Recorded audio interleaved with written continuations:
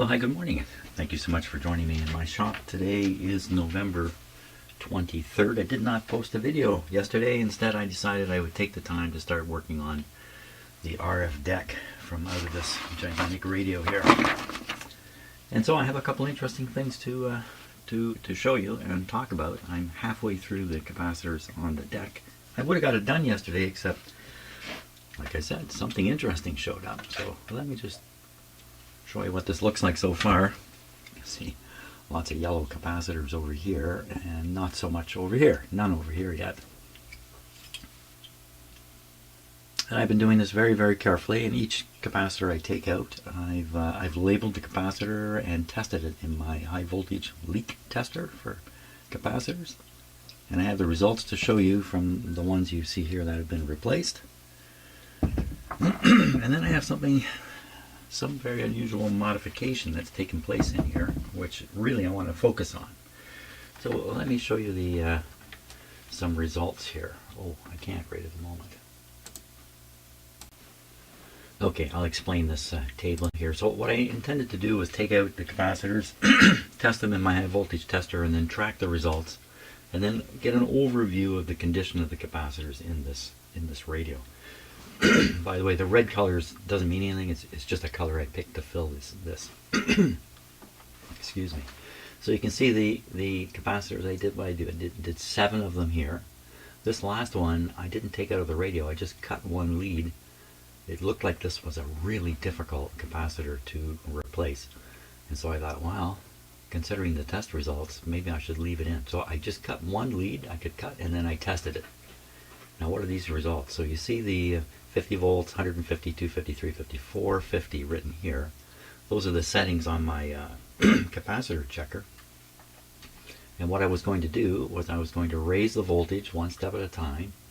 And when the capacitor checker indicated the capacitor has is not functioning well at this voltage, then I would put a red bar in there. So I expected to see, red bar, red bar, red bar, different capacitors and different.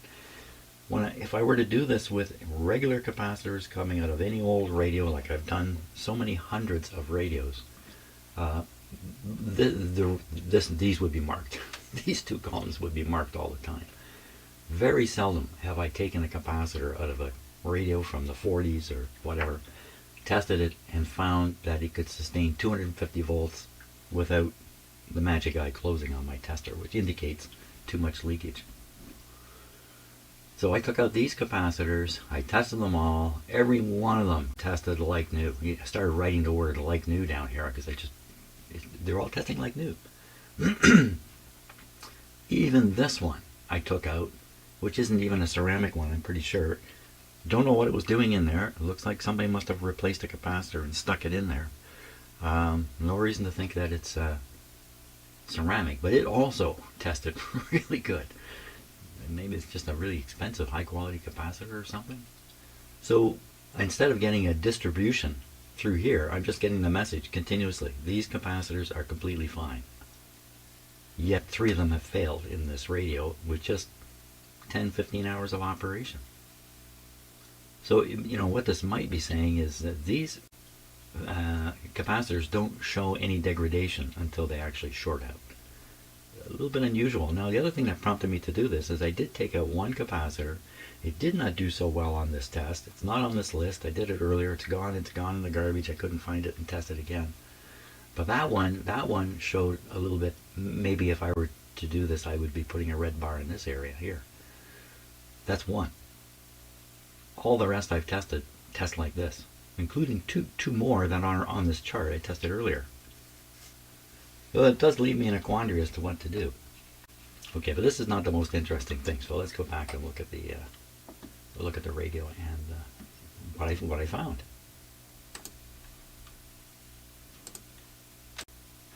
So I'll show you it physically first, but it's very hard to see, of course, in here. Just where the change is made. So this is the oscillator tube, and this is the mixer tube. I got them backwards. Mixer tube, oscillator tube here, and this is the input to the radio here. And I noticed the last time I had this out, a few weeks ago, a green wire in there. Now, maybe if I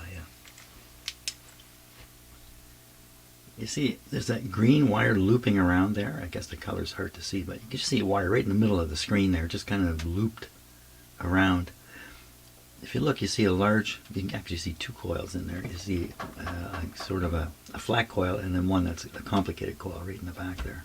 That complicated coil, there's something about that coil. There's lots of them. See, there's one back there. There's one in there. They're very common in the circuitry here. You can also see there's a flat coil there. So lots of coils in here. Now the green wire, there's another green wire. It's very, I don't think I can show it to you in here, but it's up in this area. So let's see that complicated coil in the background there. I'm going to flip it around. We're going to look at it. There, you get a better look at it. You can see the green wire. Can you see it appears to be connected to the end of the other coil, and that's what I thought for a while, that he connected these things together somehow, for some reason. But no, they're just in very, very close proximity. But what it is worth noting is that they're at right angles to each other. And if you look, you can see the green wire onto this complicated coil. So here's the story. That complicated coil is not supposed to be there. It's supposed to be over here on the other side, in this area here. Where you see the green wire, that's where it was connected.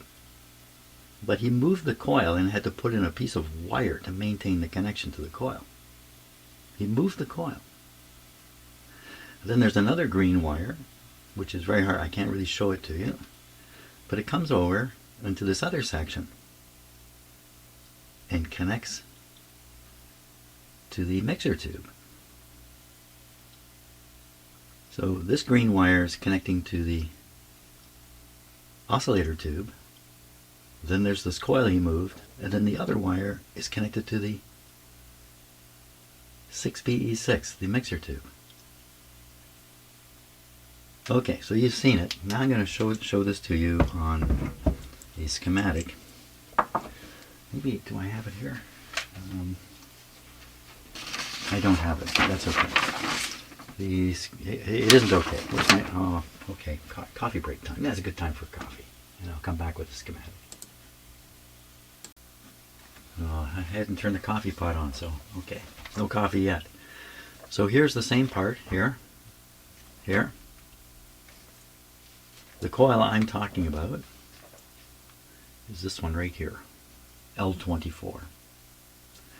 And you see that L24 is hooked up to the end of R29 on this terminal strip. And then L24 goes to pin 1 of the oscillator tube. I can't remember what that was now. What pin was. What pin 1? I think it's the plate. Pretty sure it's the plate. So this is coming down here, going through R29. It's a capacitor off to the side to ground. Comes along through another resistor,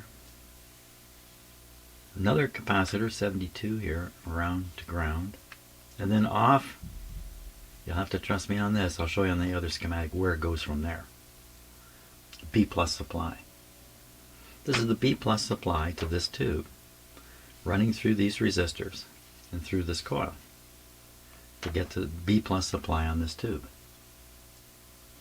By the way, look who's also studying the diagram here. Well, I just moved the camera, but there's a logical problem with me showing you what he was seeing, because he's seeing this. He's watching my finger up on the TV screen, but anyway, never mind.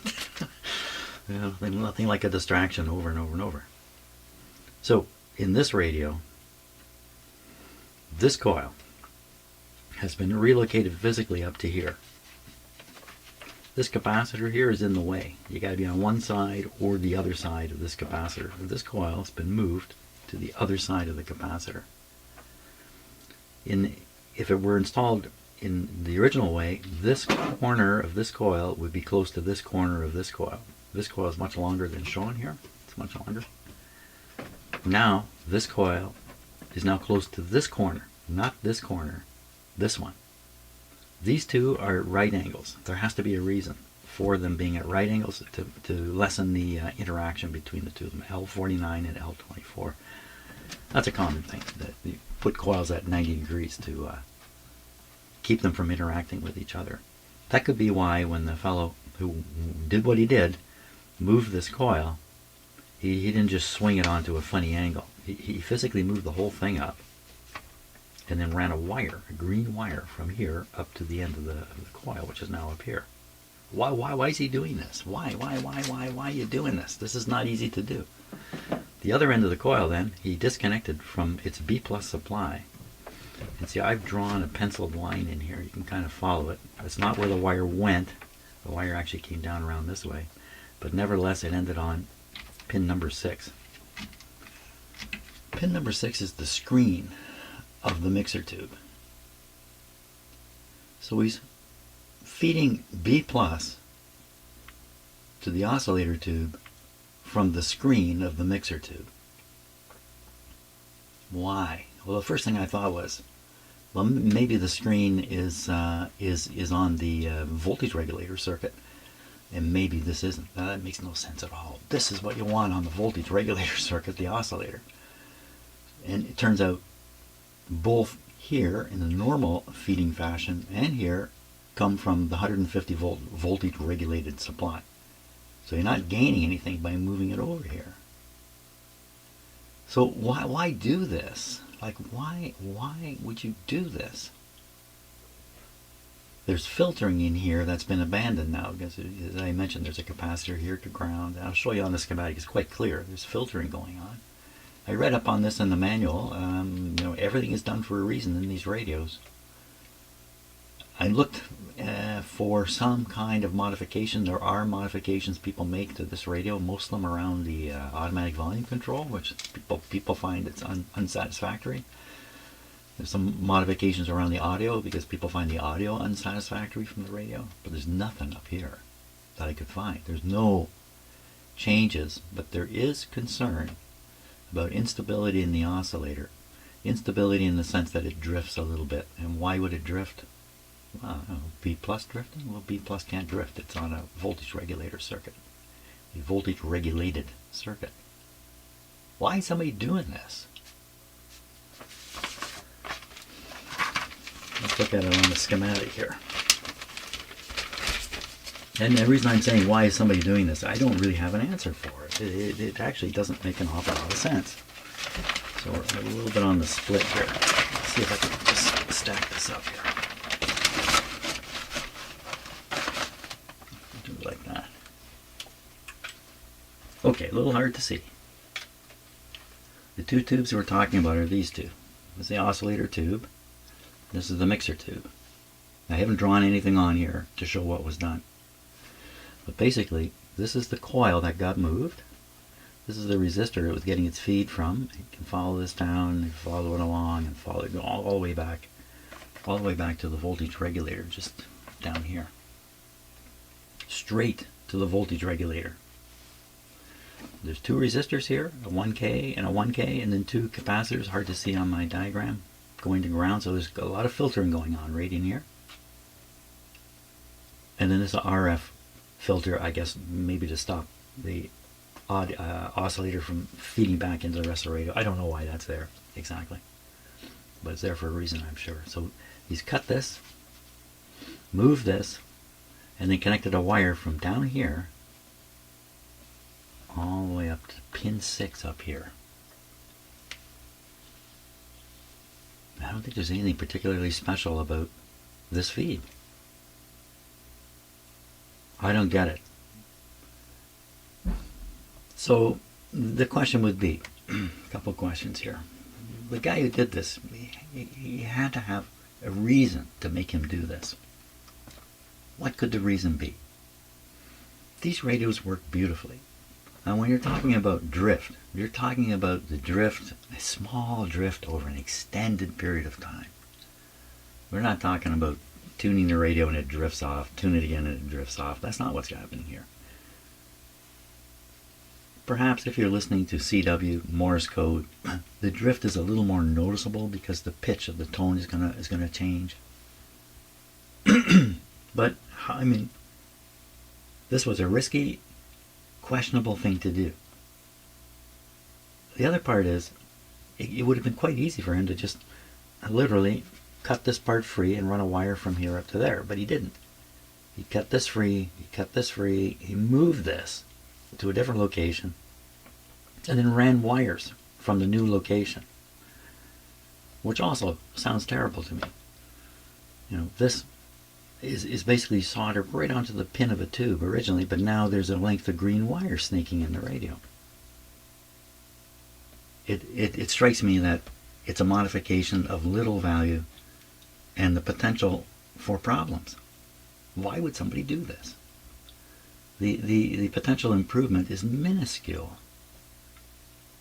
And it looks to me like it's not a common alteration. I couldn't find any information about this. This is maybe a one-off. Well, that's the thing. Okay, what to do about it. So I spent quite a bit of time sorting this out last night. I was up late last night. Not so much because of this, but I was.